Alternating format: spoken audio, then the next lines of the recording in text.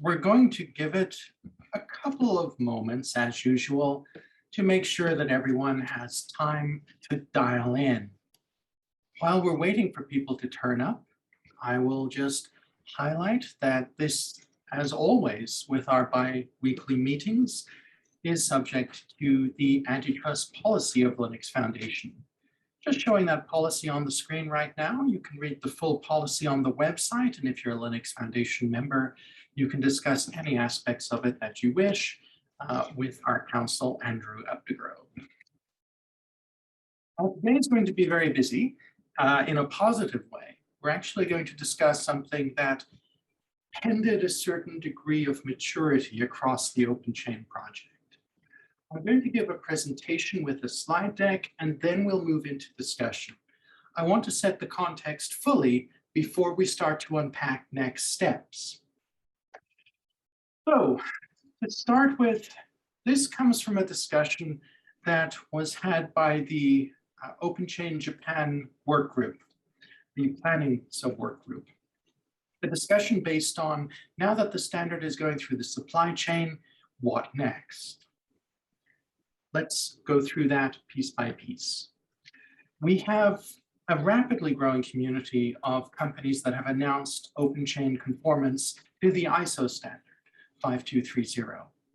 And this community, of course, is extremely beneficial. It's accomplishing one of the key goals for the very existence of the standard. The idea that we always had was to raise all the boats. The supply chain as a whole has had real trouble with open source compliance over the years. So what we wanted to do was take some of the sophistication, some of the ability of companies that had mature processes, distill them, and get them to the companies who don't. Up we go.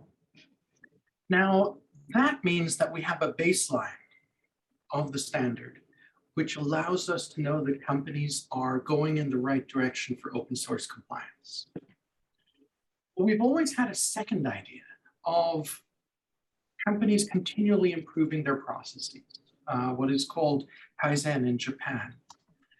The idea here is that when you have good compliance processes, you can start with a minimal viable product, something very simple, and over time iterate, become more sophisticated. So how do we encourage that? What we have with our standard is the existence of process inflection points. And that allows us to know that companies have done something at these process inflection points. The question then becomes, what if we added sophistication as a second step? What if we had some categories to describe companies becoming more sophisticated with how they use this ISO standard? And some of the ideas I wanted to bring to you today were that the companies could start very small. You know, a company can be OpenChain conformant by having the basic processes in place. And then it can reach various levels based on maturity. So bronze would be the basic processes. They've done the self-certification questionnaire. When they have some automation in place, I'll go through the automation steps in a minute. Silver, basic processes, they're using a standardized SBOM and they have better automation. Gold, again, better automation is the key thing. And then platinum, where they have all of the above plus external audits. Someone goes in and checks how the processes look. And those kind of evolutionary steps could provide an avenue for the companies becoming conformant to then continually evolve. And by the time they get to platinum, they're pretty much as good as you need them to get. So let's just digress into automation. I mentioned automation, bronze, silver, and gold. What did I mean? Right. So first of all, automation is increasingly important. There's large-scale consensus across our community that automation is vital for sustainable, sophisticated programs. So that's why I put it starting at bronze. And whether it's open source, proprietary, or a cloud-based tool, it's important that it can identify the open source, the version, where it came from, and the license. That's basically what people need to know at a minimum. So let's let's put tooling under categories as well. The initial categories I've got is bronze means you've got inbound scanning. At least the company is able to check what's coming in. Silver, inbound and outbound. Gold, inbound, outbound, and continual scanning during the development process. So none of those are particularly mysterious, but they do indicate varying degrees of sophistication in terms of how people have applied tooling. And when it comes to, let's say, software bill of materials, a standardized bill of materials could be an ISO standard or a de facto industry standard with significant market adoption, like SPDX, SWID, or Cyclone DX. We've already had some comments in on that. I'll get to them in a minute. Right, let's look at some examples. A company that's OpenChain bronze would be able to use the self-certification questionnaire and then could be using a tool like Fossology or ORT to check inbound open source software.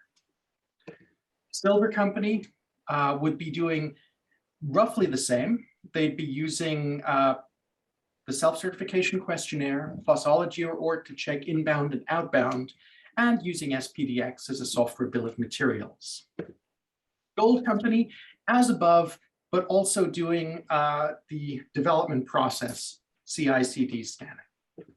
And then, of course, Platinum would be a company with all of the above, plus having one of the official partners doing an independent compliance assessment and checking how things look. So those are the basic concepts of how we could introduce quality levels in OpenChain.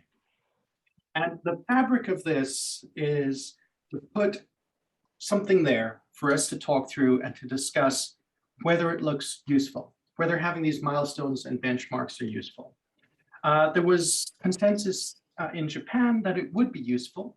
Having a baseline OpenChain adoption to start is just fine, but it would be great to have some lighthouses to guide companies in becoming more sophisticated. And one thing to stress is with this proposal, it's not about changing the standard or the purpose of the standard. It's about giving guidance on application of the standard and what people do around it. So it's an OpenChain project thing. It's not about changing the ISO standard itself. And there I wanted to pause and to see what people thought of this initial concept. How does it sit with you?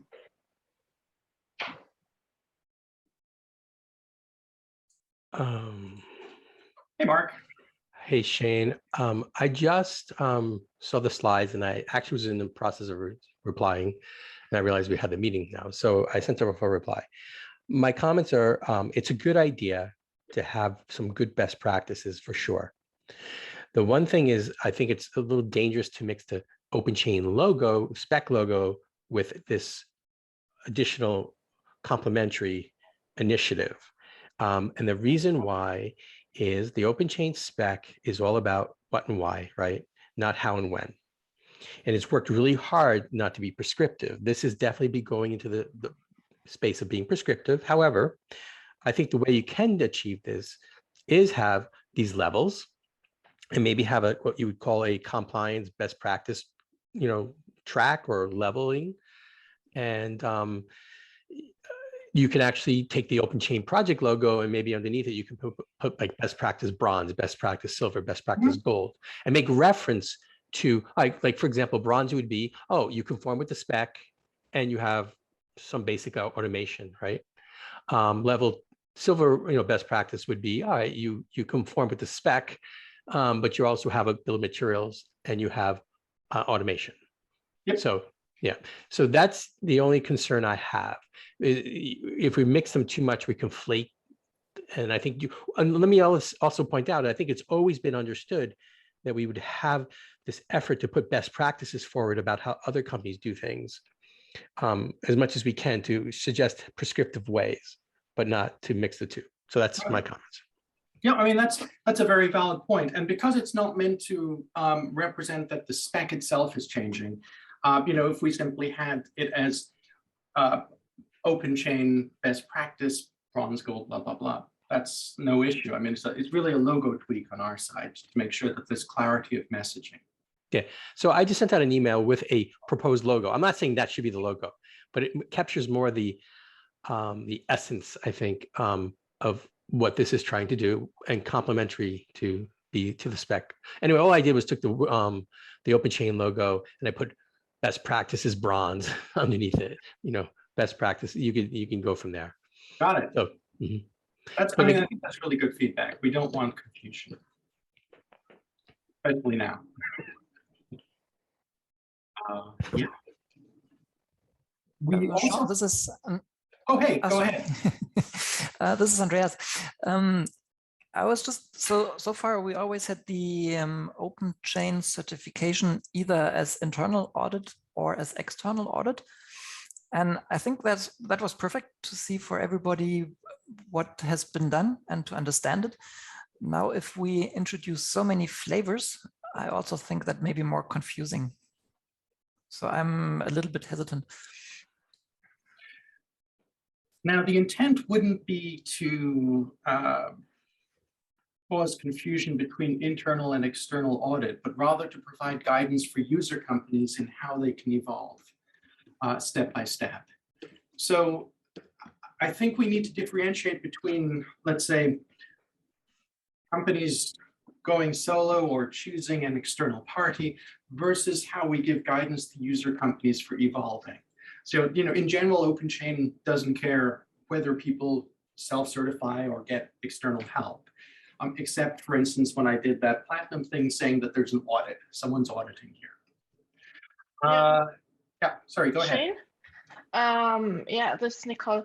Yeah, that's also something that I wanted to note. As much as I, from a business standpoint, would love to see the external audit with some incentive for a platinum logo, I'm not really sure if it's not contradictory to the OpenChain message that you have several things you could do to show your compliance and that you is better than the others. That's something where I would not feel too comfortable about.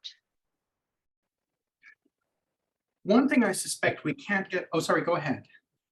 I just wanted to say, I think this is a great point because I believe the logo for OpenChain is meant to be there if your compliance program ticks all the marks. So the bronze one, if truthfully all processes are in place and regardless of the automation, actually, in fact, it should be certifiable unless you got something wrong, right? This is the whole point of having an external audit or a professional auditor. So what I actually felt when looking at this is after an established program wants to become better. And but the slide set rather suggested that we want to help more companies who are not yet on board actually go there. So so from that perspective, I believe, so as it's written now, I believe the bronze is completely OpenChain compliant and just adds more to it, although the wording might be a little misleading here. But maybe if the goal was to help more companies actually get on track until they become certifiable by anyone, I believe we should start a lot lower and actually omit parts of the program that are currently there, just make them optional or some to a certain degree. So the line of thinking was that the existence of OpenChain basic processes are the first step. And I think Mark put it best in saying that, perhaps we need to be very careful with how this potential logo is there. It's not meant to indicate that the standard itself changed, but rather to indicate quality levels of a program gaining sophistication. I think there's a fair argument that just having the existence of OpenChain could and perhaps should be the starting point. So it sounds like there's two different potential ways we can help companies, right? One is the one who really doesn't have a lot of infrastructure in place is not OpenChain conforming, right? And you could have certain ways of helping them level up to get to OpenChain conformance. Then it sounds like what you're trying to do here is get to that point where people trust their OpenChain conformance even more And Platinum kind of suggests that, that what I would refer to as not conforming to the spec, but more of a certification, like the Platinum level is saying you've had this third party come in. So maybe there are two tracks or two levelings. I think that's being proposed. I just want to pause and see if other comments are coming in. I think Dave Morris. Yeah. What? Yeah, go ahead. Okay, yeah. What I am wondering if it's maybe better to say this, let's say these tiers practice add-on, so that you can have still your OpenChain, your whatever self-certified, and then you could have, yeah, and I have an add-on bronze, silver, platinum status, so that you don't take it away then, let's say, the normal in conformance logo that the people are used to now.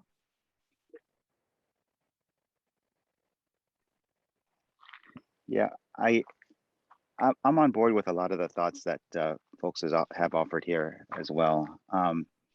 The part that especially resonates with me is the idea that getting into the practice points as to how you implement. I do think that we need some different type of branding attached to that, and I think we need to be careful because there's going to be a lot of things that we haven't anticipated. For example, there's going to be, the idea of always requiring some type of forensic scanning. I think that's in most corporate use cases, that's almost always going to be true, but I don't think it's always going to be true 100% of the time.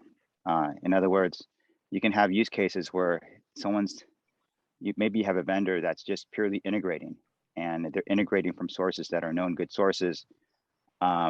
Maybe they're all like from projects that are clearly from the clearly defined project or identified through that.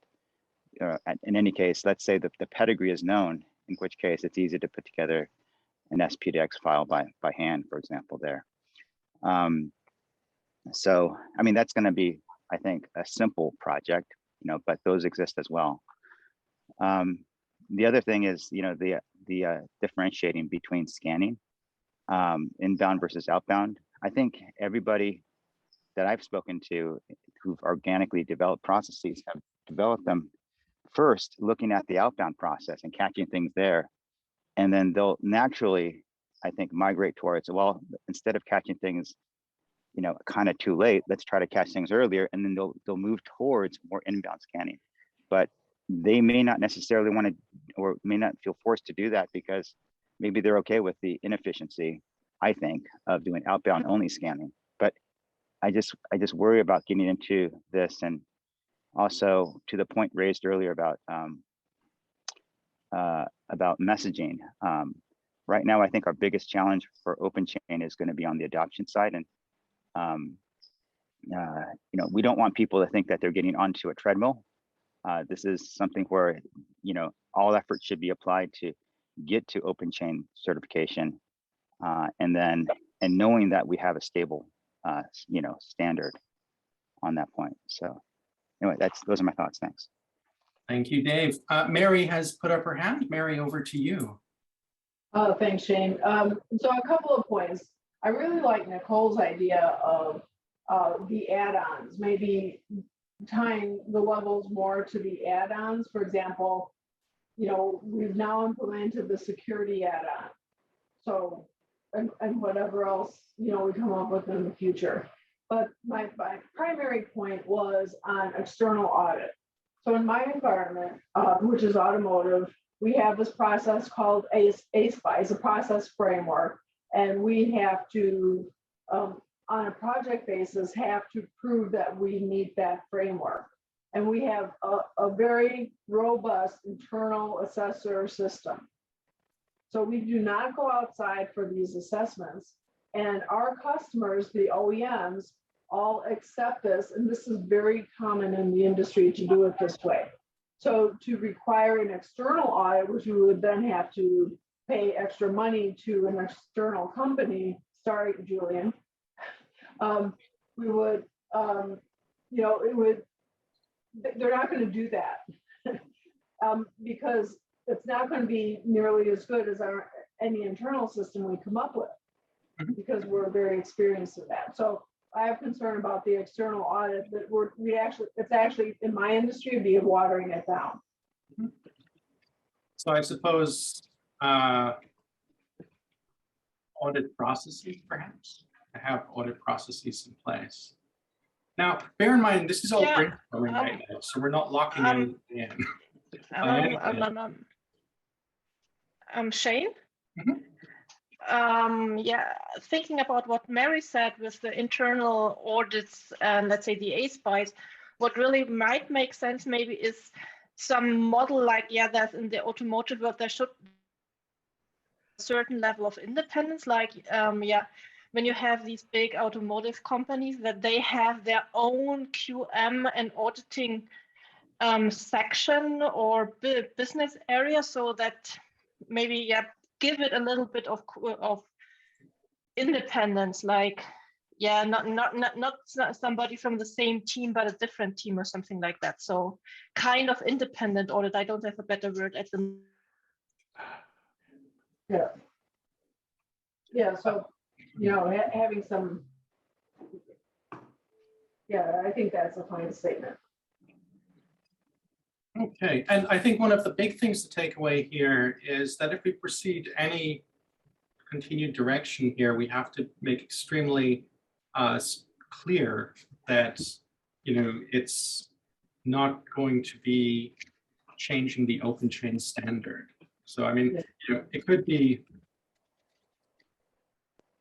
that's the first thing. And let's just say that this was best practice badge or something, hypothetically, with a different logo, if we would go down here. And the concept in place would just be to, and this is to Dave's point, the treadmill fear. I'm not sure how we can best navigate this as companies try to get their suppliers to continually improve. It's definitely something to think carefully about. Well, my experience is that our customers it usually starts on a gradient. So for example, they're starting to ask us about OpenChain, like, are you doing OpenChain? What is your plan for OpenChain? They're not requiring anything at this point, but that's usually a sign that that's going to be coming in the future. Yeah, we've seen a lot of signaling from companies essentially get ready for OpenChain.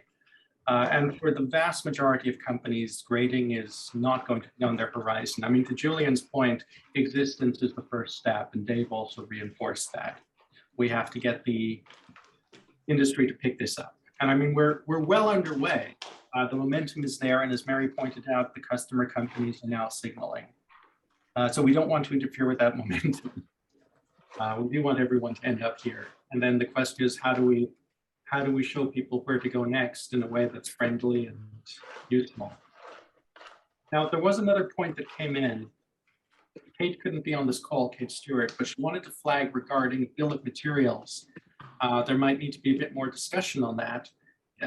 Any reference to bill of materials being suitable on the licensing front, because not all of the bill of materials listed here are able to do things like capture licensing info on a per file basis. They might do it on a per package basis. We might need to have a little bit of a work team discussion to discuss where the industry's head is at on what software bill of materials approach is suitable and satisfactory for open source compliance efforts at this time. Just a note that we have. Right. I have a suggestion. I have two suggestions. First of all, let me go back at this and very clearly move this discussion as being discussion of best practice improvements, as opposed to any perception that the standard itself changes or that the validity of your adoption of the standard changes regarding where you are with these levels. And perhaps let's continue this discussion with dedicated series of talks as people present their opinions. Speaking of which, SC has his hand up. SC, over to you. Yeah, I'm curious that is there any process regarding the certification of an OpenChain to a higher level? For example, I had Gold certification so far, but I'm pursuing the Platinum certification next year, let's say. So shall I use the exact evidence or, you know, such like that? You know, I think Mary probably hit it on the head that we need to have flexibility on how this works, that it's not too prescriptive. So I think we could and should rely on your own supply chain to police you, if you know what I mean. So that your customer companies would say, oh, you have, you know, compliance program sophistication gold. That's great. We want to double check something. So I think it would be the same as the standard itself, policed by the supply chain, and companies would make their own decisions for their own size and market regarding how to grade up. You know, they'd make their decision about what is sufficient, whether they've done it right, and so on. Does that make sense? Yeah, it looks good to me. Right. It sounds like a topic that we need to be very cautious on. The last thing we want to do is to stall the adoption of OpenChain ISO 5230. So, you know, if this conversation is to proceed, it needs to be clearly differentiated from that. And that leads us to the question of how could it be made exciting but not troublesome? How could it become something that guides companies as they improve their processes from the most basic into more sophisticated management? So that instead of companies feeling alone out there and doing stuff on their own and hoping for the best, that they can sort of see where the industry goes to get to the highest levels. But, you know, I think that we also need to be realistic that this is going to be a way over time for companies to guide themselves. And for the supply chain as a whole, you know, in procurement, what you need is OpenChain adoption. And then over time, you hope that companies will continually improve so you can plug them into more sophisticated automation and so on. Right, that's a lot to chew on. Yeah, Dave. Yeah, I like the way you summarized that. You know, it's my sense that although you have a lot of opinions here on this call, I think a lot of the opinions might have some common denominator in the aspect of if we leave the OpenChain brand undisturbed and demonstrate stability of the stack. On top of that, once someone gets to a point where they have become certified, whether it's self-certification or through a partner, at that point, then there's a number of basically built out roadmaps from that juncture for them to be able to further improve their processes, create even better efficiencies as to how they want to do it. But nothing in that zone is prescriptive. And perhaps, I don't know how you feel about this, but perhaps nothing in that zone is also graded so that you're not sort of trying to, you know, measure against anyone's prescribed level, but you're just, you know, on a path towards continually improving your process in the zone of best individual practices. I think we brand OpenChain as best ecosystem practices, but on any given entity's implementation, there's always ways for them to improve that. And, you know, this is like individual path best practices for them to migrate from the point in time when they become OpenChain certified. That's a very good way of putting it. I think that's very useful. So in some ways, then this is kind of post OpenChain. Where do I go next? And I think that's a good way to encapsulate it. Regarding not grading, but having that path, do you think there's a phrasing we could use that would be, I suppose, less high pressure for companies than bronze, silver, gold, and platinum? Maybe as an idea, don't change the logo or edit or the badge, but just provide a learner's or automation path that one could follow. Because at the very second we add a logo that signals something, we kind of make it a requirement, right? If as Dave said, if you have a company that is as inefficient as can be, but likes it that way, for instance, there would now have a big bronze sticker on head, which kind of forces them to go higher, right? So maybe just don't use it as a sticker, but just as additional service or additional path to just follow. I guess the challenge there is how would they demonstrate their sophistication on that path to the customers if there's no badging? You know, if there's no delineation between the steps, it just becomes, trust me, I'm kind of fine. I'm really good. Well, Chris just raised his hand. Hi, Chris. You're muted, Chris, just so you know.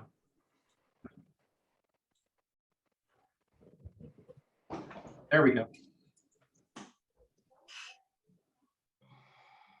Chris, can you repeat your question?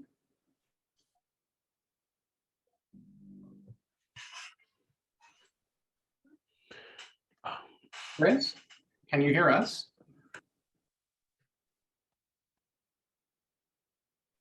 It seems to be having some problems with his audio. Okay, I have a thought here. Mhm.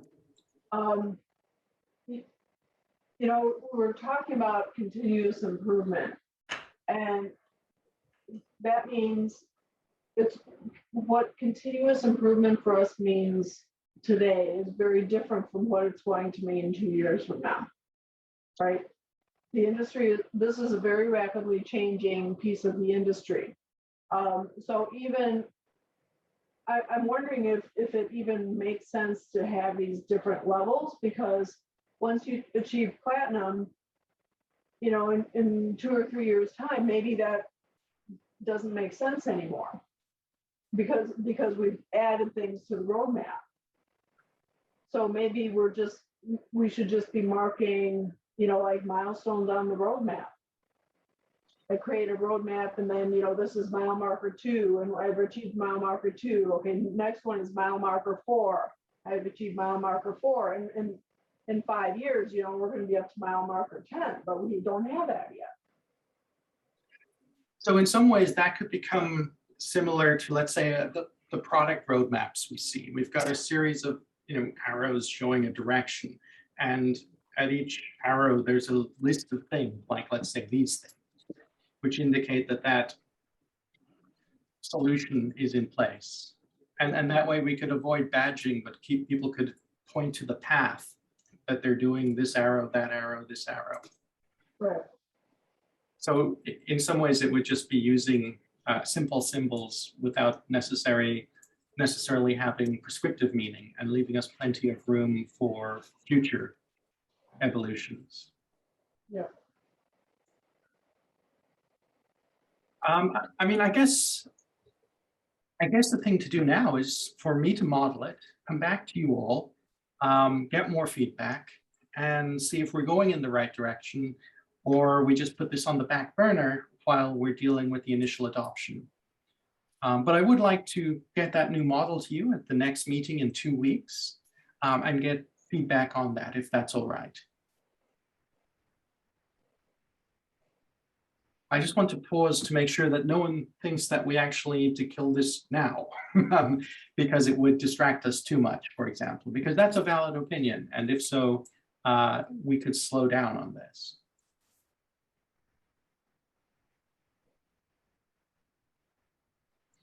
All righty. Let's revamp it, move it away from feeling prescriptive, make it feel more like a flow, and remodel it that way. Come back in 2 weeks, see how it feels. All righty. Thank you, everyone. Is there any other business? Do you have anything else you would like to discuss today? Really good discussion. Thanks, Shane. Welcome, Dave, and thanks for joining pretty late. Thank you. Bye-bye. Or early. So I'm not sure what time it is. Just a little early, but not too early. Thanks. in California. All right, everyone. Have a great That's day. great. Thank you. Thanks, everyone. Great Bye-bye. discussion. Bye. Everyone. Thanks, everyone. Bye-bye.